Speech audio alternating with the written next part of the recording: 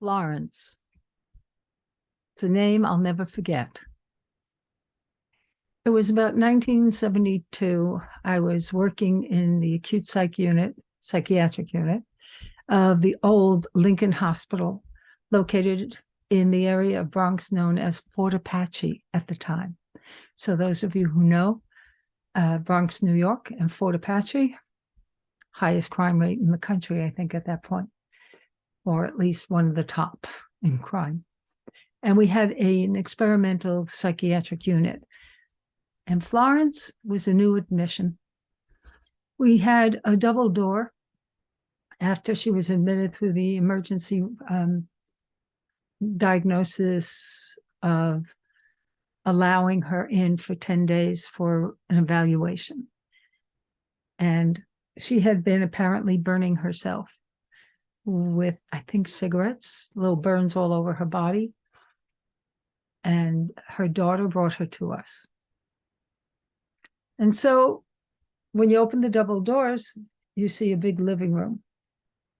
And you see little dining room tables and chairs and a kitchen off a little bit to the corner where you can bring the food from the dining department down in the hospital part. And they would deliver it. And people would sit and eat there. We would talk there. And then we had private rooms. And the private rooms were one bed per room, 12 rooms off to the left down the hall. And this one unit.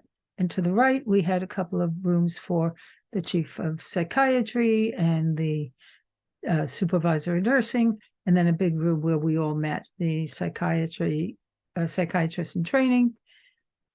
And I would be in their weekly meetings.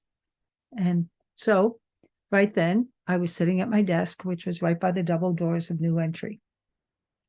Florence was a new admission, but I was in the middle without computer, having to write everything on somebody I just worked with. So I was busy looking down, and I hear this woman, and I know she's walking back and forth because I can just peripherally see movement back and forth, back and forth. And so she's walking back and forth and saying, honky bitch, honky bitch, honky bitch. Pardon my language, but that's what she said. And so I'm thinking, oh God, she hates me already. And then I look up, and what I see, because she was a very black skin, probably in her late mid-60s, somewhere in there. And I had briefly glanced at her chart before I did anything, but I kept writing because I had to finish. And I look up and I see something. So I jump up off the chair and I walk around the desk and I go, who's Celia? You see her? What? I go, yeah, I do. Oh, she's the honky bitch. A white blonde woman, long hair. Honky bitch, Celia.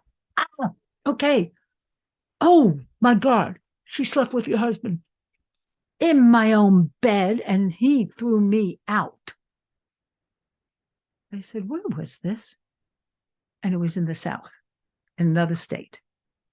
I said, well, how'd you get to the Bronx? My daughter.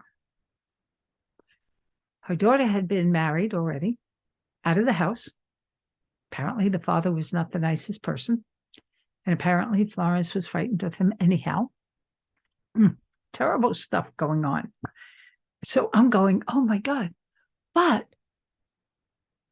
it dawned on me what others thought was a hallucination was her trauma trapping her. Obsessed about what happened. She was possessed by what happened. And it was right in the area of the solar plexus. So for those of you who know chakras, for those of you who know energy fields, meridians, anything, willpower, solar plexus, will, or Ganesh. I love that idea of the solar plexus, the belt on Ganesh comes up to the heart, or the heart chakra. So I think it's interesting that her will was all focused on getting rid of Celia in her mind and burning Celia out of her, as if she could burn that image away. And instead, it kept surfacing because of that. Obsession is possession, I thought. Whoa. Well, Florence knew that I understood, and so we held hands. And we walked and we talked for 10 days. And when we were done, she was going to go home back to her apartment. And I said, Jose, wonderful guy, Jose, wherever you are, my love. He was a nurse's aide. And no, I think he was a nurse. The nurse's aide was Lisa. So this goes way back. But Jose and I went and took Florence home. And I looked around her place and I saw a lot of saint statues in her apartment, in her bedroom, in the living room, and I think one even in the kitchen. So I said, is Celia still there in you? She said, not much. I said, but she's still there? Yes. So I looked around and I walked around and I picked up some of the small statues and I put them in a circle around her, and one on the kitchen table, because her chair was right by the kitchen table. A little table for two. And she had not been out of her apartment in 20 years. Her daughter and her son-in-law would bring her food, cook for her, do her wash with her, help her. So we knew she had to learn, and her daughter was more than willing to help. And we followed her for about a year. She relearned everything. But what I did then, the statues all around her, I turned and I said, Bubby Becky, my grandmother, who is on the other side many years since I was, I think, 17 or 18. And my favorite person, my hero, which I will talk about another time. She was my heroine. Heroine, both. She was everything. And I said, Bubby, I know you will understand. Because I was culturally Jewish. I didn't grow up in my own family as my grandmother was. She was kosher home, maybe Orthodox, I don't even know, because we only saw her 2 weeks a year. So I don't know that part, but I do know what love does. And I knew that all these saints indicated something. And so I said, I want to help you oust Celia forever. And I put my hands on her head and I prayed in the name of Christ. And I spoke words that came to me immediately about all the love in the universe is flowing in, and how the light that Christ brings into your heart and your mind is from God, delivered to you, because you are a child of all the divine. And then whatever words I said, in the name of the Father, the Son, and the Holy Spirit, may you always be safe and feel whole. Know your soul and spirit is always present, lifting you up. And that was it. And she looked at me and she said, we're done. And so that's my Florence. And she forever remains as a guiding, a beacon of light for others, because she taught me so much about, for my own life too. I don't know about you, but sometimes if I need to have something happen, I can be as nutty as they come about, I have to get it done. I have to get it done. I have to get it done, until no more. And so she was and is one of my teachers. So Florence, I hope your journey across to the other side was beautiful and loving, and may you be with great wings of light and sweetness always.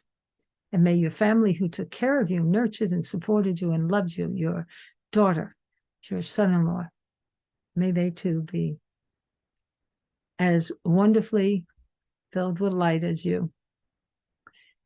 So before I close, by the way, in case you haven't read my books, I have a special contest until March 31st. And so it's a very simple one. And it is both are on Amazon, The Life of Psychic Detective and All Nature Speaks. If you get them before March 31st, read either one, both, whatever, and put a 5-star rating along with a written review on Amazon, and then email Nancy@nancywillenweber.com and just put a subject, free workshop contest.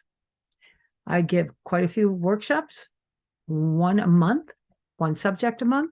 You can pick any one of them for the future of when you are available and I am doing that workshop. So whether you like medical intuitive work or animal communication or psychic detective work or soul whisperer, which encompasses the basic fundamentals of all of it, all of them help build your trust of yourself, help you distinguish between your imagination and your fears and your tuning in, and help you know that the power is always just a few steps away from where you are right now. Whatever and however you do it, we always are looking to grow, aren't we?